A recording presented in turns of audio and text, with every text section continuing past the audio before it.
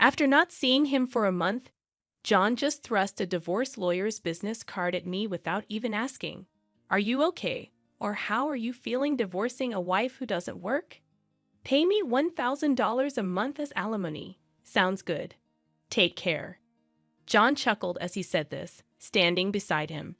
Emily was wrapping her arm around his, wearing a similar smug expression. "Fine, let's divorce then." I said it so casually that John seemed a bit surprised, but he quickly shared his smile with Emily. Good thing John isn't much of a thinker. It makes my plan easier to execute. After the divorce papers got approved, I decided to start my revenge plan on both of them. I will make them cry as a celebration of my recovery. My name is Sarah Wolf. I'm a 47-year-old illustrator. I'd also work as a children's book author. I just love drawing. I have two childhood friends, John and Emily.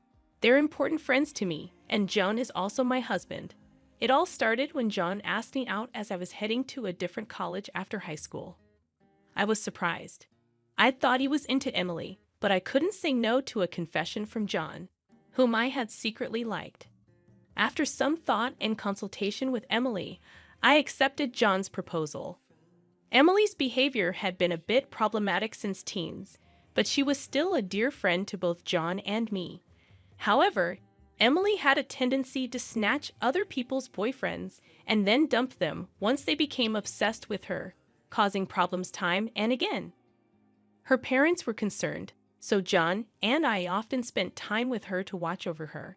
John and I got married when we were 25, 4 years later. Emily brought her fiancé into our lives. His name was George, a professional working for a top-tier company.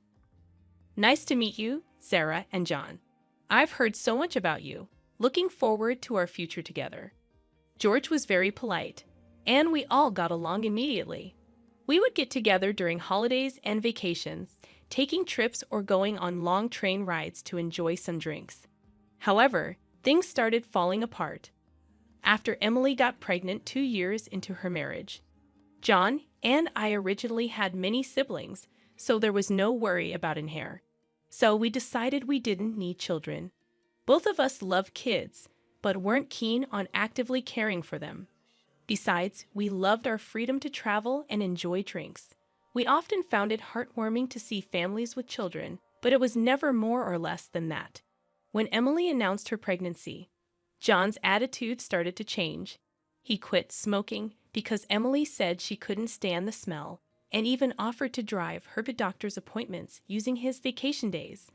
I warned him, "George might get upset if you're always with Emily." But John argued back, "You have work, don't you? She's our childhood friend, and she's reaching out for help. You're heartless." I said, "I've been buying things and helping where I can, but going with her to the obstetrician is crossing the line." When I said that, John frowned, and then he glared at me. "Why?" "Because Emily wants it, right? She says she's anxious about the checkup. I can't just let her go alone if she's anxious. All the more reason for George to go with her, right? If you go with her every time, it's almost like you're the father of the baby in her belly. John, jealous? You're not going to get pregnant anyway, so what's the problem?" He didn't take my concerns seriously, and instead started to snap, saying I was being annoying. We had hardly ever had a fight during our marriage, but things changed when Emily got pregnant. Our arguments increased, and that didn't change even after Emily gave birth. In fact, John started spending even more time with Emily and their child, Emma. But when Emma was 6, an incident occurred. It had to do with the attendees of Emma's graduation ceremonies. The day before the graduation, John suddenly started rummaging through the closet. "John, what are you doing?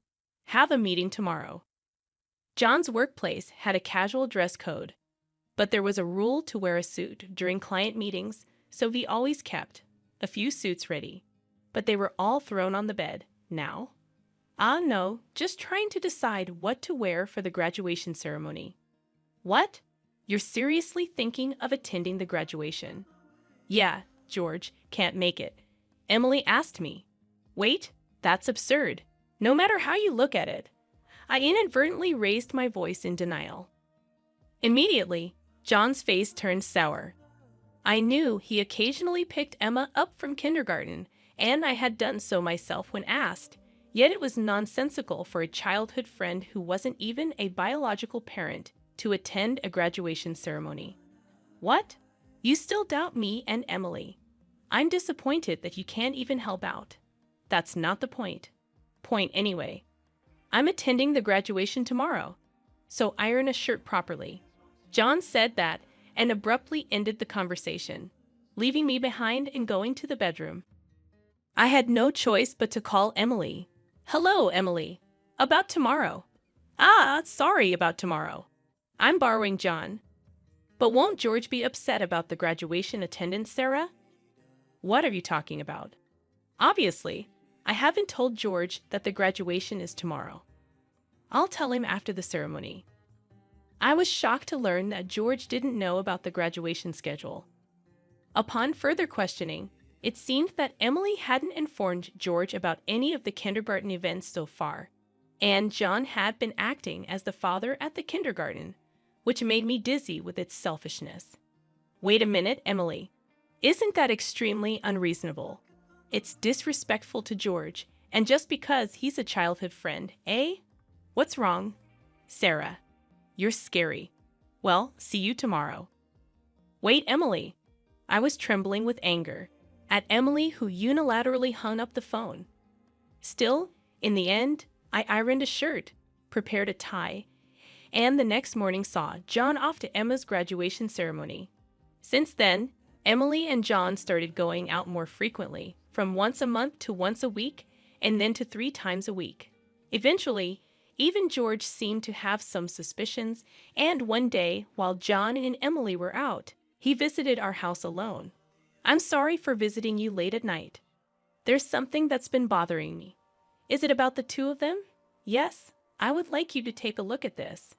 George showed me the GPS history he had installed in Emily's car. It showed that she had been staying at a hotel 3 times a week. All of those days, she was out with John, and just by looking at George's face, I understood what that meant. What do you want to do, George? I want to take revenge on those 2. Me too. I can't forgive them for betraying us after all this time. We started planning our revenge on them secretly. First, I started by increasing my income because I had been saving by doing housework and taking care of Emma. My income had drastically decreased. George switched to working from home. And when Emily and John would go out, he would bring Emma to my house, and we would take care of her together. Neither Emily nor John realized that we knew about their relationship, and we were able to gather solid evidence. Once we had collected enough evidence and were ready to take our revenge, we discovered a shocking truth about Emma. George and I struggled with the decision, but we both agreed that we didn't want to hurt young Emma, so we decided to wait until she was an adult to take our revenge. However, even though we decided to endure for 10 years, I was struck with a serious illness. I needed long-term hospitalization, and even at best, I wouldn't be discharged for at least 2 years. Although I could work from the hospital room, it was certain that I would have to reduce my workload. After informing George about the situation, I consulted John. However, John's reaction was no different from when we were making small talk. I'll visit you once in a while. I felt that John no longer had any affection for me, as he didn't even ask about my condition or the name of the disease. In reality, John only visited once a month or once every 2 months, and after Emma's 15th birthday, she started acting strangely. Although she used to visit me almost every day right after I was hospitalized, she became distant after her 15th birthday. However, neither George nor I could figure out why, and we were puzzled. Even when we asked Emma, she just said, "Don't worry about it." However, we ended up learning the reason from John, who rarely showed up. Hey, it's been a while. Yeah, it has. John, who had completely transformed into a flashy appearance, walked in without even knocking. After not seeing him for a month, John just thrust a divorce lawyer's business card at me without even asking. Are you okay? Or how are you feeling divorcing a wife who doesn't work? Pay me $1,000 a month as alimony. That's the deal. So take care, John said, grinning from ear to ear. Beside him, Emily wrapped her arms around John's with a similar expression on her face. Fine, let's divorce then, I casually agreed, which seemed to surprise John for a moment. But he quickly exchanged smiles with Emily.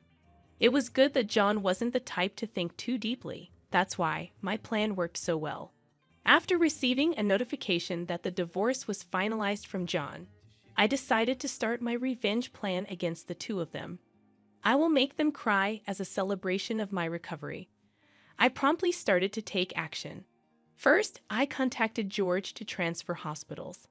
Then I informed my lawyer that they would be mediating between the two parties from now on. George also began to act at the same time. He moved near my new hospital with Emma, and he started to visit me frequently. Emma still had a gloomy expression, but I was happy that she came to see me every day. Most of my belongings were already in the hospital room. So I told John to dispose of the rest. I didn't want to bring anything that the two of them might have touched into my new life. Once the hospital transfer and George and Emma's move settled down, I received a call from John. I had only left my seat for a few minutes, but my smartphone already showed 30 missed calls. I answered the phone, feeling exasperated. What? Hey, what the hell is going on? I could hear the voice of a troubled real estate agent behind John's panicked voice. I also heard Emily yelling, which made me feel sick. What do you mean? What's going on? It's obviously about the house. Why do we have to move out? John shouted at me as if it wasn't his fault at all. I replied to him coolly, obviously because that's my house. Huh. John seemed to have completely forgotten. But the truth was the house we lived in was a room I rented as a workspace. When I started to make a living as a freelancer, at that time, I didn't have enough income to maintain two houses, and John didn't have enough income to live alone. So he ended up moving into my place. Therefore, Jan had never paid the rent or utility bills for that room. Although I received some money from him for living expenses, it wasn't enough to maintain the place. Unfortunately, that room was already canceled. It was far from the hospital I transferred to, so I had processed the cancellation the day after submitting the divorce papers. I didn't inform him because the real estate agent who knew the situation said they would contact him. George and Emma suddenly disappeared, and our house was sold. What are we going to do about our new house? I don't know. Maybe stay in a business hotel for now. As I turned on the speaker and started working, John yelled in frustration, "Don't screw with me." However, he seemed to remember something and started speaking in a more soothing tone. Well, whatever. When will you transfer the money? We're running low on cash. What are you talking about? Huh? Don't mess around. I told you to pay $1,000, didn't I? Oh, I don't recall agreeing to that. My nonchalant response was met with incoherent screaming from John on the other end of the phone. Apparently, he thought he could get money from me and had been squandering it. Even if he had $1,000 left, how did he plan to get by for the rest of the month? Hey, don't just stay silent. Say something. There's really nothing to talk about. My retort left John momentarily dumbfounded, but he soon started yelling again, growing increasingly annoyed. I addressed John in as cheerful a tone as I could muster. Anyway, we're basically strangers now, so please don't contact me anymore. You'll hear from my lawyer. Huh? Lawyer? Hey, wait a minute. I hung up without listening to John's response. He tried calling back several times, but I ignored it, and eventually the calls stopped. However, angry that I didn't answer, John started ignoring calls from my lawyer. He certainly had a childish side, but I never imagined he'd be the kind of person who didn't mind causing trouble for others. I sighed deeply at John's selfishness. A few months later, after a temporary discharge from the hospital, I visited John's parents' house. In front of me were John and Emily, both looking small and trembling. You telling my parents is a low blow. Oh, I just reported that we got divorced. Jan glared at me in response to my answer, but he shrank back under his father's stern gaze. Actually, I had a great relationship with my in-laws, even visiting and dining with them when John wasn't around. Despite being so well loved, I felt it was wrong not to share the details of our divorce. So I went to visit them. Is it true that you're remarrying Emily? Yes, it's true. True. Emily, Emma, and are going to start over as a family. What are you talking about? Your only family is Sarah. She's not my family anymore. John's words made his father frown with a look that seemed to say, "Give me a break." John shook his head a few times, then handed me a piece of paper. It was a bill from a nearby luxury hotel. What's this? It's the bill from the hotel we stayed at. John, acting as if it was obvious, pointed at the bill on the table, then suddenly collapsed. Oh, what the heck, Mom? I didn't raise you to be like this. My mother-in-law, gasping for breath, was met with a look of disbelief from John. Next to him, Emily wore the same expression. Why are you so angry? It's just that the family is changing because I'm getting married. Plus, you'll have a grandchild, a blood-related one at that. Aren't you happy? You two didn't. My mother-in-law, looking as if she couldn't believe what she was seeing, glanced at Emily, then turned her gaze to me. Both my in-laws understood that I didn't want children and still treated me as their own daughter. Of course, they treated Emily, my childhood friend, similarly. But there was always a boundary between a daughter-in-law and a friend. I remembered Emily often complaining about that. So I was certain my mother-in-law wouldn't be happy about this situation, and Emily should have known it too. You dote on Emma, right? It'll be your grandchild, so you'll be happy, right? It's because she's a child I've known since she was little. Oh, but half of her blood is from John, right? Even after all this, Emily, showing no sign of remorse and acting as if she couldn't understand the problem, gave me goosebumps. At that moment, someone who had been silent until now spoke up. Enough already. It's disgusting, huh? Emma, who had been playing with her smartphone in the corner of the room, spoke to Emily without looking up. The room fell into a stunned silence. My dad is the only one I consider my father, whether we're related by blood or not. He's the only one. But you know, John has always been the one to attend your school events. I heard everything from Dad, how he was always informed of the event dates after they were over, how eventually even the events themselves were kept from him. But Dad always said I was his daughter, so I am his daughter, and I will never be yours. Emma glared at Emily as she said this. Then, sitting beside me, she switched to a more concerned tone. You know, when I found out about this, I thought you would hate me. But Dad said that wasn't the case, so I came here today. Emma, I love you so much. You were so kind to visit me every day while I was in the hospital. I was really happy, Sarah. Emma, perhaps relieved of her anxiety, teared up and hugged me tightly. It might indeed be a child resulting from an affair between John and Emily. Yet it's a child I've taken care of for 15 years. There's no way I don't have affection for her. Speaking of which, Emily, weren't you curious why I wasn't surprised when I found out Emma is John's daughter? Ah! Emily looked startled. Before she could speak, a new person entered the room. We knew from the start, 10 years ago actually. George suddenly appeared. Understandably so, as she had recently unilaterally demanded a divorce, citing irreconcilable differences. I was shocked when you mentioned divorce. Oh, and, unfortunately, you're not divorced yet. The divorce papers are still here. Didn't you notice? What? I figured it wasn't in Emily and John's nature to confirm things. But I couldn't help but be stunned that Emily, despite the 100-day waiting period for women to remarry, hadn't noticed for months. So, Emily is still my wife, and Emma is still my daughter. Well, since there won't be a wife, though. Wait, what do you mean? A 15-year-old can choose their parent. That's not true. Emma wants to be with Mom, right? Emily said that and looked at Emma. Emma frowned at Emily and held my hand. Emily was speechless at that and glared at me. Then John suddenly burst into laughter. So that's what it is. You two are together, huh? But too bad. Isn't it impossible to live on George's salary alone? Can you stop making weird assumptions? Also, it seems George earns double the amount you think. Emily knows about it, huh? It's probably a bluff. A lol.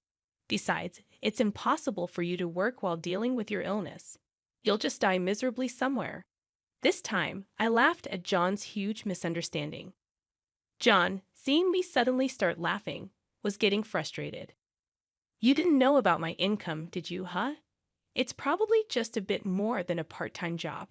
No, it's different. My annual income is $500,000, huh? John's eyes and mouth were wide open in shock. Emily was also stunned. In fact, over the past 10 years, I had become a popular children's book author, and my income had skyrocketed from essays, interviews, and the like. Moreover, a film adaptation is planned soon, so my income is skyrocketing. Liar. Oh, do you want to see this? I said that and showed Emily my bank account screen. It clearly showed a large amount of money being deposited every month. Emily was at a loss for words when she saw it. Sarah, let's make up, huh? What are you saying? Emily was furious at John's words. Blinded by the money, I watched them blankly and then opened my mouth. Well, if you want to get married, feel free. Oh, and I'll definitely take the compensation for damages, Sarah. Wait, Sarah. Ignoring John's words, I took Emma's hand, and after saying goodbye to my in-laws, I left their house. John originally worked at my father-in-law's company, but it was revealed that he was lying about going out for sales, and he was fired. My father-in-law planned to forcibly put him on a friend's fishing boat and work him to the bone. Working on a fishing boat was tough for an indoor-loving John, and he contacted me several times. But each time, I notified my father-in-law, and eventually, the calls stopped. Emily lost custody to George and got divorced. She seemed uninterested in John, who couldn't afford luxuries and didn't seem to chase after him. She was disowned by her family and lived alone in a rundown apartment. She hadn't worked at all since getting married, and since she had always made others do things for her, she couldn't do anything herself. And there were hardly any places that would hire her as a full-time employee. Still, she had to pay for her living expenses and child support, so she worked multiple part-time jobs and barely made ends meet. After entering high school, Emma worked hard every day to study abroad and go to a prestigious university overseas. Being originally diligent, her dream is to translate my picture books and deliver them to children all over the world, which makes me happy. As for me, my picture books are selling well, and I am receiving more and more offers for anime adaptations and merchandise. My illness is also progressing well, and although I am still hospitalized, my doctor recently told me that I might be able to leave the hospital next year. And one more thing. George and Emma come to visit me every day.